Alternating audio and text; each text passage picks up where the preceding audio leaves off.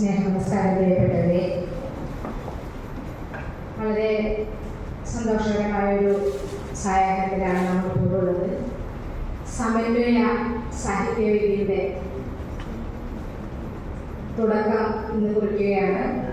രണ്ടാമത്തെ തുടക്കമാണെന്നാണ് പറയുന്നത്. ഇതിനു മുമ്പ് 27 രൂപീകരിച്ച ഒരു സംഘടന.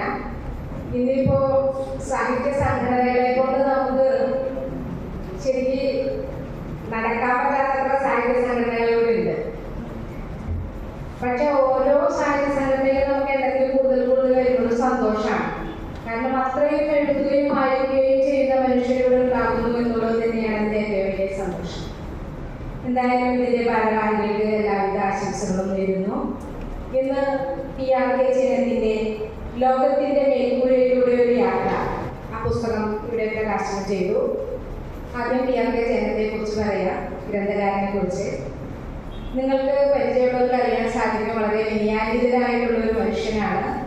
അങ്ങനെ അത്ര പെട്ടെന്ന് സ്ഥാനമാനങ്ങൾക്കൊന്നും ഒരു അതിമോഹമൊന്നുമില്ലാത്ത ഒരു വളരെ സാധാരണക്കാരനായ മനുഷ്യൻ. 20 പുസ്തകം അദ്ദേഹം എഴുതിയിട്ടുണ്ട് എന്നുള്ളത് നമ്മളെ അത്ഭുതപ്പെടുത്തും. കഥകളായിട്ട്, നോവലുകൾ, സഞ്ചാര സാഹിത്യം, ബാലസാഹിത്യം, അങ്ങനെ PRK കൈവെക്കാത്ത മേഖലകളില്ല. ഒരുപാട് എഴുതിയാലും ഒരു സെൽഫായിട്ടുള്ള അങ്ങനെ പ്രൊമോഷനൊന്നും PRK കൊടുക്കാറില്ല. PRK ഒരു സമാധാനത്തിന് വേണ്ടി, PRKയുടെ സന്തോഷത്തിന് വേണ്ടി എഴുതുന്നു എന്നാണ് പറയാറുള്ളത്. അങ്ങനെ ഇപ്പോൾ എത്ര എഴുതുകാർ എഴുതുന്നു എന്നുള്ളത് നമുക്ക് സംശയമാണ്. കാരണം എന്താ വെച്ചിട്ടുണ്ടെങ്കിൽ, ഒരു പുസ്തകം എഴുതുന്നേക്കാൾ മുമ്പ് തന്നെ സാഹിത്യകാരന്മാരാണെങ്കിൽ സാഹിത്യകാരികളാണ് എന്ന് അറിയിക്കപ്പെടാൻ ഒരു സമൂഹത്തിലാണ് നമ്മളിപ്പോൾ നിൽക്കുന്നത്. അത് എനിക്ക് ഇവിടെ നിന്നുകൊണ്ട് ധൈര്യപൂർവ്വം പറയാം. കാരണം ഞാനൊരു കോഴ്സ് റൈറ്ററും കൂടെയാണ്. കുറേ വയസ്സുള്ള കുറേ ആളുകൾ എന്നെ സമീപിച്ച് പുസ്തകങ്ങൾ എഴുതിക്കാറുണ്ട്, എഴുതി കൊടുക്കാറുണ്ട്. കാരണം എൻ്റെ ഒരു ജീവിതോപാധി എനിക്ക് നന്നായിട്ട് അറിയുന്നത് എഴുതാൻ മാത്രമാണ്. അപ്പോൾ അങ്ങനെ എഴുതി കൊടുക്കാറുള്ളത് കൊണ്ട് തന്നെ എനിക്കറിയാം, പലർക്കും കുറച്ച് പൈസയൊക്കെ ആയി, അല്ലെങ്കിൽ കുറച്ച് പേരായി, വലിയൊരു നിലയിലേക്ക് കഴിഞ്ഞിട്ടുണ്ടെങ്കിൽ അവർക്ക് പിന്നെ ഒരു പുസ്തകം ഞാൻ ഒരു പുസ്തകം എഴുതി എന്നുള്ളത് കൂടെ മറ്റുള്ളവരെ അറിയിക്കണം. അതിനുവേണ്ടി പുസ്തകം എഴുതുന്ന കുറേ ആളുകളുണ്ട്. അങ്ങനത്തെ ആളുകൾക്ക് ഇടയിലാണ് PRKയെ പോലെയുള്ളവർ ശ്രദ്ധേയരാകുന്നത്. ലോകത്തിന്റെ മേൽക്കൂരയിലൂടെ ഒരു യാത്ര നമ്മൾ സഞ്ചാര സാഹിത്യത്തിൽ പെടുത്താവുന്ന ഒരു കൃതിയാണിത്. മുമ്പ് നമുക്കറിയാം, ഞങ്ങളുടെയൊക്കെ ഒരു തലമുറയുടെ കാലത്ത് SK പൊറ്റക്കാടിനെ, അതേപോലെ ഹിമാലയൻ യാത്ര രാമചന്ദ്രൻ സാറ്, അതേപോലെ ഹൈമവത് വീരേന്ദ്രകുമാറിൻ്റെ, അങ്ങനെയുള്ള കുറേ സഞ്ചാര സാഹിത്യങ്ങൾ വായിച്ചിട്ടാണ്. അതേപോലെ മുസഫർ അഹമ്മദിൻ്റെ സഞ്ചാര സാഹിത്യം എനിക്ക് നല്ല ഇഷ്ടമാണ്. സഞ്ചാര സാഹിത്യം വായിച്ചിട്ടാണ് നമ്മൾക്ക് പോകാൻ സാധിക്കാത്ത നാടുകളെ കുറിച്ചിട്ട് നമ്മൾ അറിഞ്ഞിരുന്നത്, കണ്ടിരുന്നത്. ബാല്യമൊക്കെ അങ്ങനെയാണ് ആദ്യകാലം.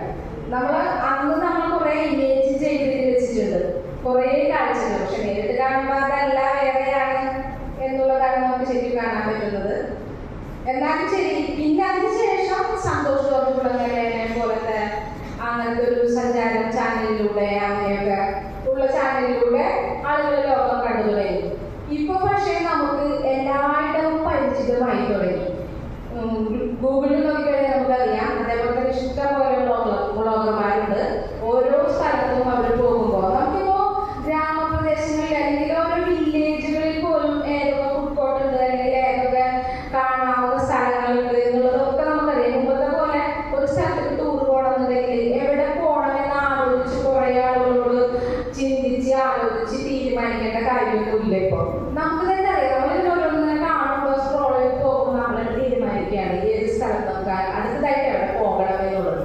യാത്ര ഇഷ്ടപ്പെടാത്തവരായിട്ട് ആരും തന്നെ ഉണ്ടാവില്ല എന്നാണ് എനിക്ക് തോന്നുന്നത്. അതിൽ പ്രത്യേകിച്ച് ഹിമാലയ യാത്ര നമ്മളിൽ മിക്ക പേരും തന്നെ ഒരിക്കലെങ്കിലും ഹിമാലയത്തിൽ പോകണമെന്ന് ആഗ്രഹിക്കുന്നവരായിരിക്കും. ചിലർക്ക് പോയിട്ടുള്ളവരായിരിക്കും. ഒരു തവണ പോയി കഴിഞ്ഞാൽ വീണ്ടും പോകാൻ തോന്നുന്ന ഒരു സ്ഥലം കൂടെയാണ് ഹിമാലയം. അങ്ങനത്തെ ഒരു ചാക്രാവിലേക്കുള്ള ഒരു യാത്രയെ കുറിച്ചിട്ടാണ് ലോകത്തിന്റെ മേൽക്കൂരയിലൂടെ ഒരു യാത്ര എന്നുള്ള പുസ്തകത്തിലൂടെ PRK എഴുതിയിട്ടുള്ളത്. നമ്മുടെ അശോക് സാർ പറഞ്ഞതുപോലെ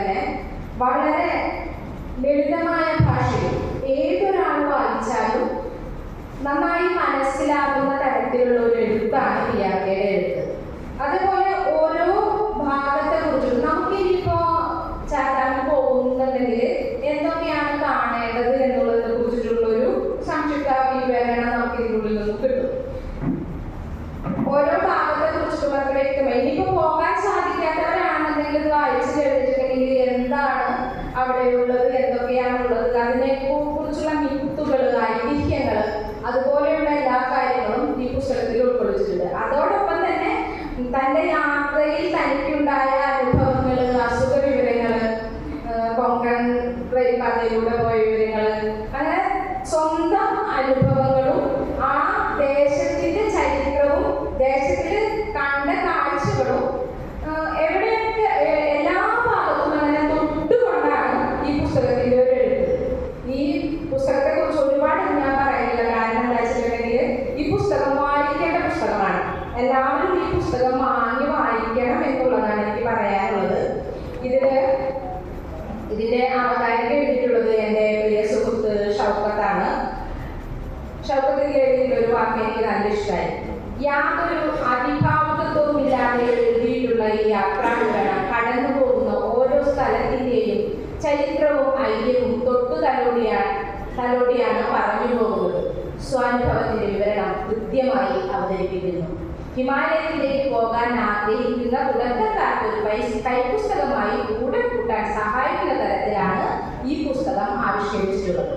അത് തന്നെയാണ് എനിക്ക് പറയാനുള്ളത്. ഹിമാലയത്തിലേക്ക് പോകുന്നതിന് മുമ്പ് പോകാൻ ആഗ്രഹിക്കുന്നവർ നിർബന്ധമായി വായിച്ചിരിക്കേണ്ട ഒരു പുസ്തകമാണ് ഇത്. PRK ജയനത്തിനും നമ്മുടെ ഈ സാഹിത്യവേദിക്കും എല്ലാവിധ ആശംസകളും അർപ്പിച്ചുകൊണ്ട് നിർത്തുന്നു. നന്ദി, നമസ്കാരം.